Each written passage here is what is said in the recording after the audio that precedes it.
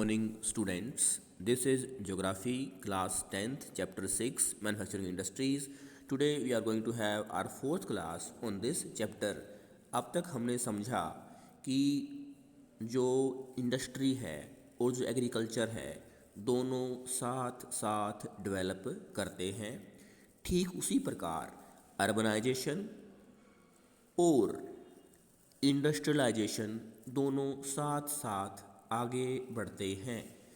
जहां एग्रीकल्चर में हमारे देश की 2/3 जनसंख्या अराउंड 60% डिपेंड करती है, जुड़ी हुई है, वहीं जो इंडस्ट्री है वो हमारे देश की जो जीडीपी है, जो ग्रोस डोमेस्टिक प्रोडक्ट है, उसमें कंट्रीब्यूट करने वाला दूसरी सबसे बड़ी इकोनॉमी एक्टिविटी है।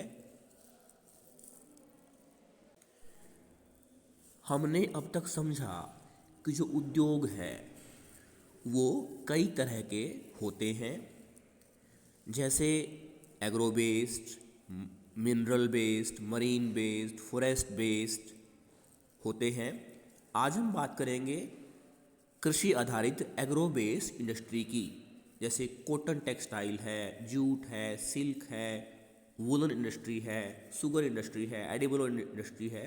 All these are agro based industries.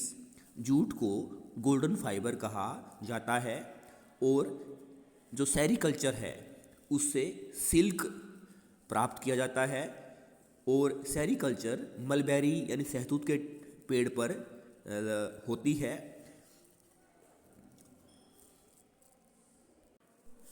लेकिन क्या कॉटन से कपड़ा बनाना इतना आसान है? ऐसा नहीं है।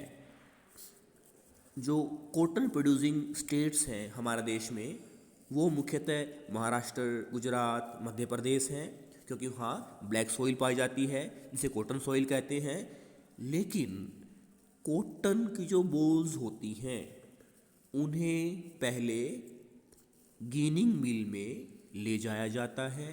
गिनिंग मिल में सीड से जो रो फाइबर है वो अलग होता है, फिर उसे स्पिनिंग मिल ले जाते हैं। स्पिनिंग मिल में कॉटन जो रो फाइबर है उससे धागा तैयार होता है, फिर धागे की बुनाई होती है, फिर कपड़ा तैयार होता है और फिर कपड़े की रंगाई होती है, डाइंग होती है और फिर वो गारमेंट फैक्ट्री में ले जाया जाता है, गारमेंट मैन्युफैक्चर फैक्ट्री में ले जाया जाता है और फिर हमारे पास जैकेट, शर्ट वगैरह एक फाइनल जो प्रोडक्ट है उसके रूप में हमारे सामने आता है। ये बात आपको भली भांति आप परिचित हैं कि जो कीमत एक कॉटन बोल की होती है उससे कहीं ज़्यादा, कई गुना कीमत एक शर्ट, जैकेट या एक जो फाइनल गारमेंट है, पीस ऑफ गारमेंट है, उसकी होती है, क्योंकि हर कदम पर वैल्यू ऐड हो जाती है। Textile industry occupies unique position in the Indian economy because it contributes significantly to industrial production, employment generation and foreign exchange earnings. It is the only industry in the country which is self-reliant and complete in the value chain, for that from raw material to the highest value added products. Iron और steel industry के साथ cotton textile industry दुनिया का सबसे पुराना उद्योग है, सबसे मुख्य उद्योग भी है और ये हमारे देश में, और हमारा देश इससे अछूता नहीं है। तो जहाँ कॉटन एक फाइबर क्रॉप है जिससे लोगों को रोज़गार मिलता है, आमदनी होती है, ये कैश क्रॉप है, वहीं जो कॉटन है वो हमें विदेशी मुद्रा भी उससे मिलती है और ये हमारे देश का एकमात्र उद्योग है जो सेल्फ रिलायंट है और अपने आप में पूरा है। Cotton textiles In ancient India, cotton textiles were produced with hand spinning and handloom weaving techniques. After the 18th century, power looms came into use. Our traditional industries suffered a setback during the colonial period because they could not compete with the mill made cloth from England. आपको ये भली भांति ज्ञात है कि एक समय था जब हमारे देश के गरम मसाले स्पाइसेस और कॉटन यानी सूती कपड़ा उसकी डिमांड उसकी मांग यूरोप और अमेरिका महाद्वीप के देशों में होती थी और इसी कारण ईस्ट इंडिया कंपनी चाहे वो फ्रेंच हो चाहे वो इंग्लिश हो चाहे पोर्टुगीज़ हो या वो डच हो वो यहाँ पर आए। तो क्योंकि औद्योगिकरण इंडस्ट्रियलाइजेशन सबसे पहले इंग्लैंड में हुआ, तो जब भारत इंग्लैंड की कॉलोनी बन गया, उपनिवेश बन गया, तो वो यहाँ से कच्चा माल रो कॉटन यहाँ से ले जाते और उसे अपनी मशीनों में तैयार करते और वो कपड़ा हमारे भारत के बाज़ार में सप्लाई करते। तो भारतीय जो कपड़ा है वो उस मशीन से बने कपड़े के साथ compete नहीं कर पाता है क्योंकि वो कपड़ा सस्ता होता है और बेहतर भी होता है। तो जो हमारा परंपरागत उद्योग था कॉटन टेक्सटाइल, उसको नुकसान होता है। The first successful textile mill was established in Mumbai in 1854, जहाँ 1853 में भारत में सबसे पहले ट्रेन मुंबई टू ठाणे चली। वहीं 1854 में भारत में सबसे पहली सफल सूती कपड़ा मिल मुंबई में ही स्थापित की गई। The two world wars were fought in Europe. India was a British colony. There was a demand for cloth in the UK, hence they gave a boost to the development of the cotton textile industry. जहाँ 20वीं शताब्दी में दो विध्वंसक युद्ध हुए, दो world war हुई, पहली 1914 से 18, दूसरी 1939 से 1945। इसमें क्या होता है, जब भारत अंग्रेज़ों का उपनिवेश था, कॉलोनी था, तो जब वर्ल्ड वॉर होती है तो वर्ल्ड वॉर में कपड़े की आवश्यकता पड़ती है और भारत में के उद्योगों में कपड़ा तैयार होता है और वो वर्ल्ड वॉर की कपड़े की ज़रूरत को पूरा करता है। इस तरह से वर्ल्ड वॉर की वजह से भारतीय उद्योगों को थोड़ा बेनिफिट होता है क्योंकि उस वक्त इंग्लैंड में मशीनों में कपड़ा तैयार होने पर एक अवरोध लग जाता है, एक रोक लग जाती है, एक गतिहीनता आ जाती है क्योंकि वर्ल्ड वॉर चल रही थी। In the early years the cotton textile industry was concentrated in the cotton growing belt of Maharashtra and Gujarat. Availability of raw cotton market transport including accessible port facilities, labor, moist climate, etc. contributed towards its localization. This industry has close links with agriculture and provides a living to farmers, cotton ball pluckers and workers engaged in ginning, spinning, weaving,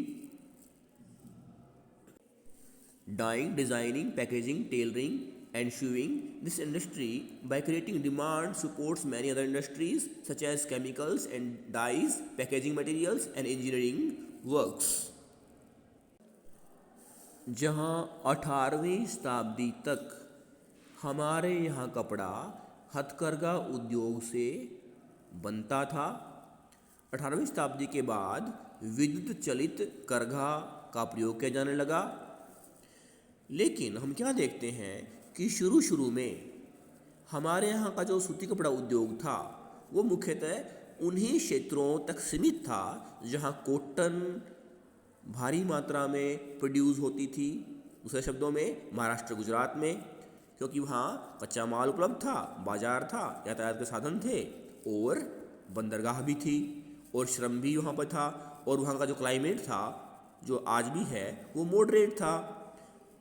इस तरह से जो किसी भी उद्योग को स्थापित करने के पीछे जो कारक होते हैं वो वहाँ विद्यमान थे, उपलब्ध थे, अवेलेबल थे, इसीलिए वहाँ उद्योग महाराष्ट्र और गुजरात तक सीमित था।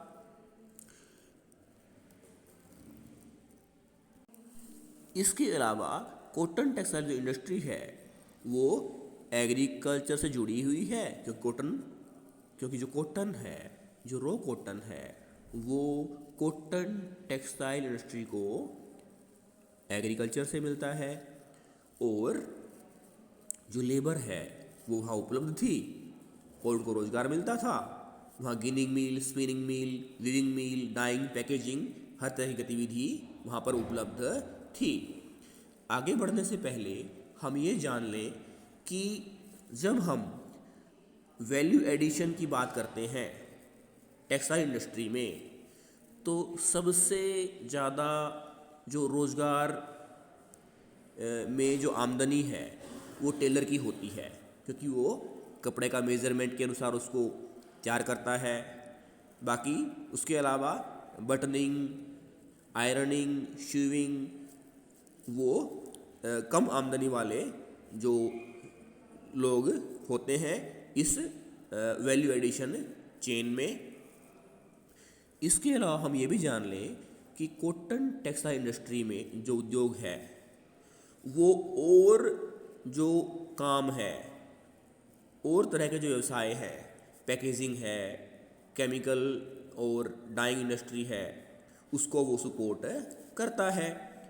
While spinning continues to be centralized in Maharashtra, Gujarat and Tamil Nadu, weaving is highly decentralized to provide scope for incorporating traditional skills and designs of weaving in cotton, silk, zari, embroidery. India has world-class production in spinning, but weaving supplies low quality of fabric as it cannot use much of the high-quality yarn produced in the country. Weaving is done by handloom, powerloom, and in mills. जहाँ हमारे देश में जो spinning है, जो कताई है, जो रो फाइबर से धागा बनाने की व्यवस्था है, वो महाराष्ट्र, गुजरात, तमिलनाडु में केंद्रित है। वहीं जो बुनाई का जो प्रोसेस है, धागे से कपड़ा बनाने का जो प्रोसेस है, वो किसी एक विशेष स्थान पर केंद्रित नहीं है, तो वो विकेंद्रित है, वो कहीं टुकड़ों में दूर दूर फैला हुआ है, और परंपरागत जो स्किल है उसका प्रयोग किया जाता है धागे से कपड़ा बनाने में, चाहे वो कॉटन का हो, चाहे वो रेशम का हो, चाहे वो जरी का हो, चाहे वो कढ़ाई का हो।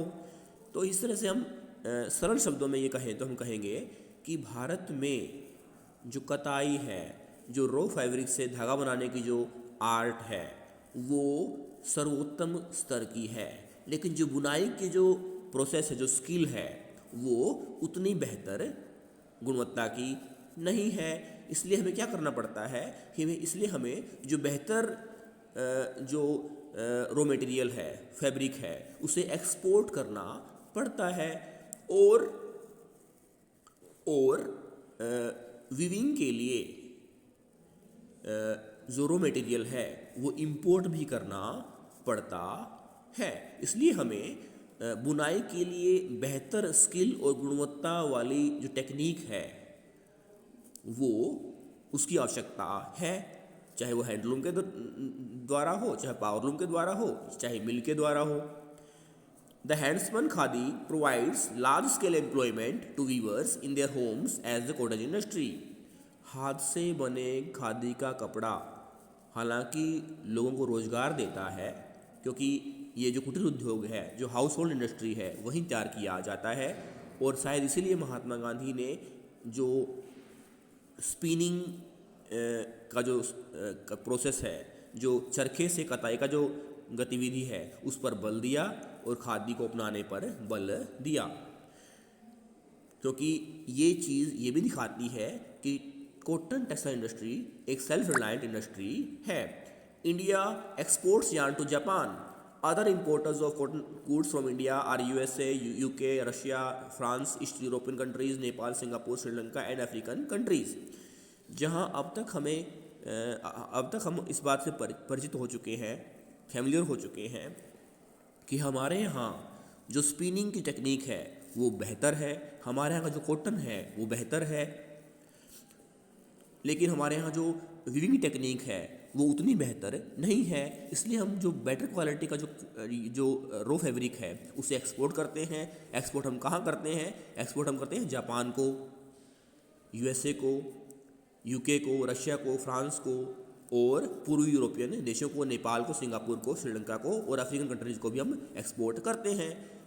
यहाँ हमें जानना ज़रूरी है क्योंकि जिस तरह अहमदाबाद जो गुजरात में है वो भारत का मैनचेस्टर है, इसी तरह से जो ओसाका जापान में है वो जापान का मैनचेस्टर कहा जाता है। We have a large share in the world trade of cotton yarn. Our spinning mills are competitive at the global level and capable of using all the fibers we produce. The weaving, knitting and processing units cannot use much of the high quality yarn that is produced in the country. There are some large and modern factories in these segments. इस बात को एक बार फिर दोहरा दें कि जहाँ spinning की टेक्निक हमारे यहाँ दुनिया में सबसे बेहतर है, वीविंग की टेक्निक, बुनाई की टेक्निक पर हमें काम करने की ज़रूरत है।